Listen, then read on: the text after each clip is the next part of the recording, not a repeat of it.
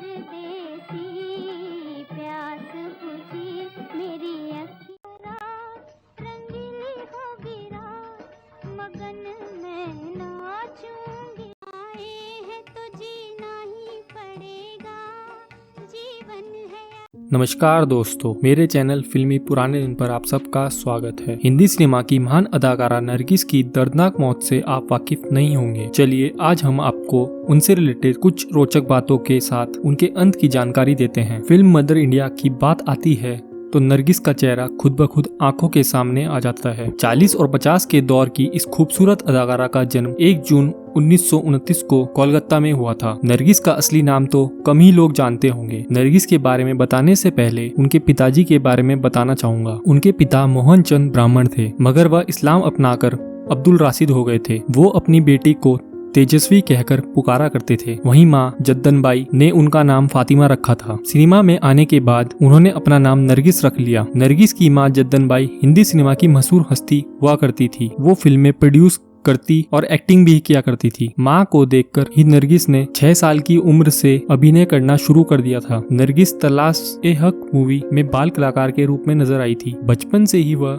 Baby Nargis के नाम से मशहूर हो गई थी। बतौर हीरोइन उन्होंने 14 साल की उम्र में पहली फिल्म की जिसका नाम था तकदीर। इस फिल्म के बाद नरगिस जी काफी मशहूर हो गई थी। नरगिस के निजी जीवन की बात करें तो उनकी शादी सुनील दत्त से हुई थी, मगर उनका पहला प्यार राज कपूर थे। दोनों की जोड़ी ने हिंदी सिनेमा को हिलाकर रख दिया था। अंदाज, श्री 420, चोरी चोरी, आग, बरसात, बेवफा, प्यार और जान पहचान जैसी फिल्मों से उनकी जोड़ी हिंदी सिनेमा में छा गई थी। साथ काम करते करते राज कपूर और नरगिस जी एक दूसरे को दिल दे बैठे थे। नरगिस राज कपूर से शादी करना चाहती थी, मगर ऐसा नहीं हो सका क्योंकि राज कपूर शादीशुदा और अपनी पत्नी कृष्णा से बेहद प्यार करते थे। नरगिस जी 9 साल तक राज कपूर से शादी की बात कहती रही, मगर राज कपूर ने अपनी पत्नी कृष्णा को नहीं छोड़ा। इसी बीच नरगिस की जिंदगी में सुनील दत्त की एंट्री हुई। सुनील उन दिनों फिल्मों में नहीं आए थे, वह रेडियो सिलोन में काम करते थे। एक बार नरगिस एक इंटरव्यू देने रेडियो सिलोन पहुंची। उस दिन पहली बार दोनों की मुलाकात हुई थी। बाद में जब मदर इंडिया फिल्म आई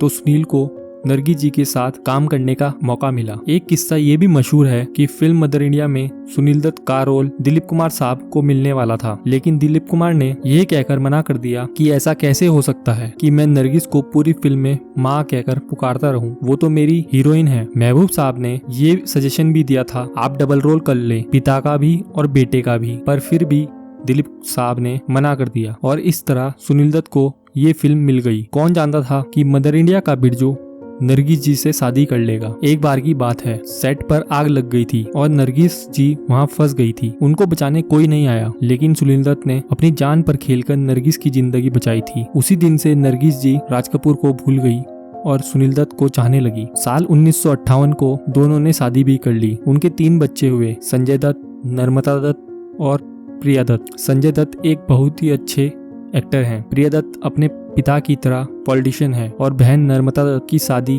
कुमार गौरव से हुई थी। शादी के बाद नरगिस जी ने काम छोड़ दिया और अपना सारा ध्यान अपने बच्चों पर देने लगी। शादी के करीबन 15 साल के बाद यानी 1967 में फिल्म रात और दिन में काम किया। इस फिल्म के लिए नरगिस जी को राष्ट्रीय पुरस्कार से सम्मानित किया गया था। यह पहला मौका था जब किसी अभिनेत्री को राष्ट्रीय पुरस्कार से सम्मानित किया गया हो। दोस्तों, इतनी महान अदाकारा का अंत इतना खराब होगा ये तो किसी ने सपने में भी सोचा नहीं होगा। कम ही लोग जानते होंगे नरगिस जी का करियर बहुत अच्छा चल रहा था। इसी दौरान उनको पीलिया हो गया था, जो बाद में पैनक्रियास कैंसर में बदल गया। उनके पूरे शरीर में काफी दर्द रहने लगा। धीरे धीरे दर्द बढ़ता गया। उनकी बेटी ने एक इंटरव्यू में बताया था कि उनकी माँ की बीमारी का पता लगते ही रातों रात पूरे परिवार की जिंदगी वहीं थम सी गई थी। कैंसर की वजह से उनको बहुत ज्यादा दर्द हुआ करता था। कई बार वो दर्द से तड़प कर रोने लग जाती थी। सुनील दत्त उनका इलाज कराने अमेरिका ले गए थे। डॉक्टर ने सुनील दत्त को सलाह दी कि वो नरगिस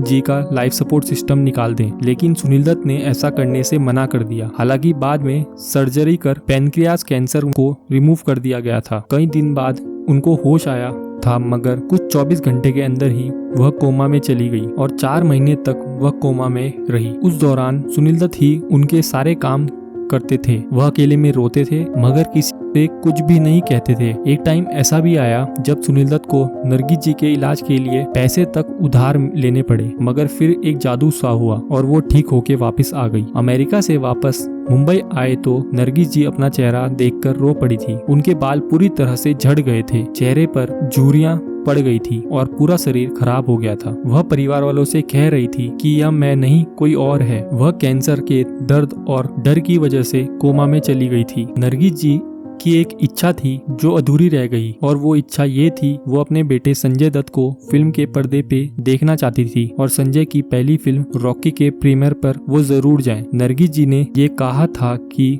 मेरी तबीयत चाहे कितनी भी खराब क्यों ना हो, मुझे चाहे व्हीलचेयर पर ले जाना क्यों ना पड़े, पर मैं अपने बेटे संजय को सिनेमा के पर्दे पर देखना चाहती हूँ। लेकिन शायद किस्मत को कुछ और ही मंजूर था। फिल्म रॉकी रिलीज होने वाली थी 6 मई 1981 को, पर उससे कुछ दिन पहले नरगिस जी एक बीमारी के दर्द को झेलते झेलते यानी 3 मई 1981 के दिन अचानक वह सांस ही नहीं ले पाई और 52 साल में ही उनकी दर्दनाक मौत हो गई। जिस दिन फिल्म का शो था उस दिन एक सीट नरगिस जी के लिए रखी गई थी। नरगिस जी के मौत के बाद उनके शव को बड़ा कब्रिस्तान में दफनाया गया। बाद में मुंबई बांद्रा के एक सड़क को भी नरगिस दत्त का नाम दिया गया। नरगिस जी की मृत्यु के 1 साल बाद सुनील दत्त ने अपनी वाइफ की याद में नरगिस दत्त मेमोरियल फाउंडेशन खोली। दोस्तों, आपको नरगिस जी की कौन सी फिल्म याद है हमें कमेंट में जरूर बताएं। ऐसी ही और स्टोरी को जानने के लिए आप मेरे चैनल फिल्मी पुराने दिन को सब्सक्राइब कर सकते हैं और बेल आइकन दबाना मत भूलिएगा।